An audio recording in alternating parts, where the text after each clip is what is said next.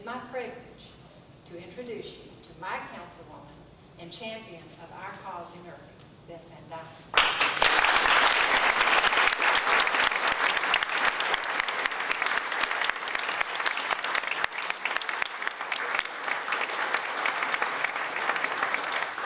Earlier, there's two topics right now in D.C.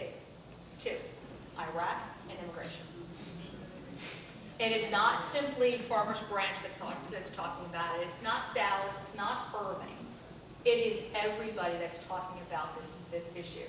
And it is extraordinarily important. And we can sit here. What I have found is that you either have people who don't want to mess with it because you're going to get your hate mail. You're going to get your hateful phone calls. You're going to get your snide comments made. And their reasoning has always been consistent. It's a federal issue. It's a federal issue. And you can argue it's a federal issue. You can argue a lot of things are, quote, federal issues. And yet, it's also our responsibility as city council members, as representatives in the state government, and in the federal government to do what we can to protect our own. Protect the people that we represent. I represent Irving. Irving is a very interesting city. We've got a lot of different demographics going on.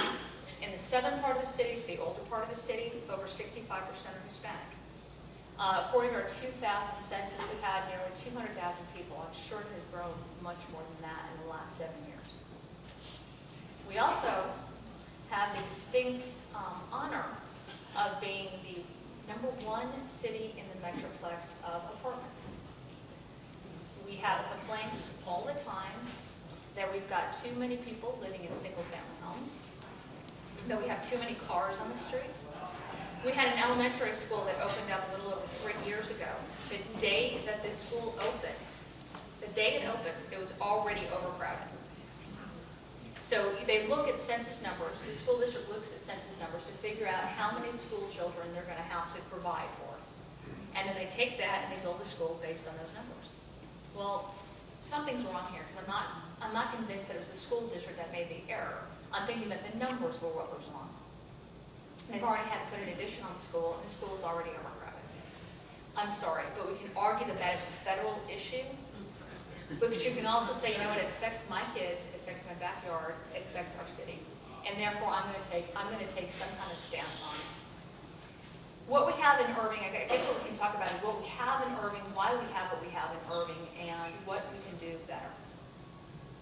About let me see, how long ago was it that Farmers Branch started talking about this? I guess it was back in May or June? August of 06. August of 06.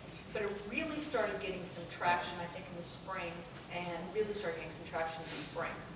Our mayor in Irving saw that Farmers Branch was getting a lot of press. They were getting a lot of ink in the paper, and not to be one-upped, he decided to come out against what Farmers Branch was doing. In fact, not only come out against what Farmers Branch was doing, but to such an extent that he was going to say, he actually called up Margarita Hernandez with the Dallas Morning News and asked her to interview him because he had another side of the story. Farmers Branch was not going to be Irving was not going to be a Farmers Branch. In fact, he read the charter, and according to his understanding, Irving welcomes all of its inhabitants, and that was his word, all of its inhabitants. So, and we should treat all of our inhabitants equally. Further escalating this debate going on in the city and bringing Irving into the national discussion on this, our mayor met with some group called Acorn. And they talked to him and they said, look, we want you to sign a letter.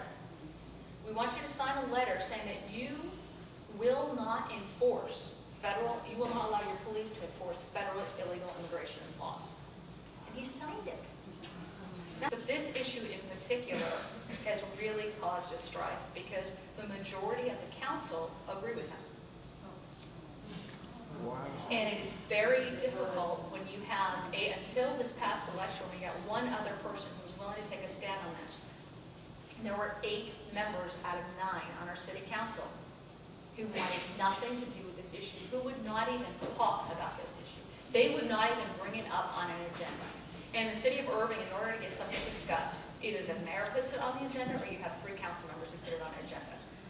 I couldn't even get another one to talk about it.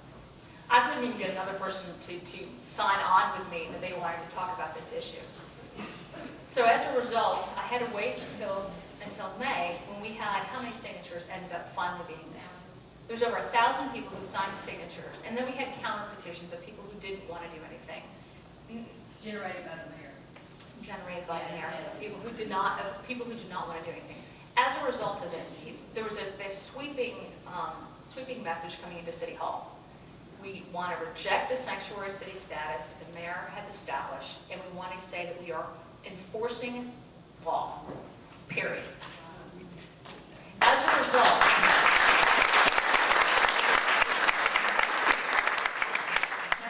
of Sue and her group's work, what they were able to do was get our city manager and our police chief to start looking at other ways that we could somehow do this without it becoming a policy decision. And what they did was a system that we have now given a fancy name to. We call it CAPIS. It's the Criminal Alien Program. And all it is a program. It's not really a program. It's a policy that the federal government has had for years that every city has access to. If we get somebody who is arrested for a criminal activity, brought into our jail, and they cannot give us documentation that they are a U.S. citizen, we pick up the phone, we dial in the ICE office, and we say, can you come over and have an interview and see if this person is legal or illegal? That is the program that our mayor has been going around to city after city, and even at the federal government level, and saying this is our fantastic urban CAP program. That is what it is. Our police officers are doing nothing proactive. Our city is doing nothing more than they're dialing into the ICE office, having ICE agents come out and handle the problem, which Dallas actually has ICE agents in its jail. That's a county jail, but Dallas actually does that. Farmers Branch does it. Carrollton does it. It is not a unique new program, but we're taking credit for it.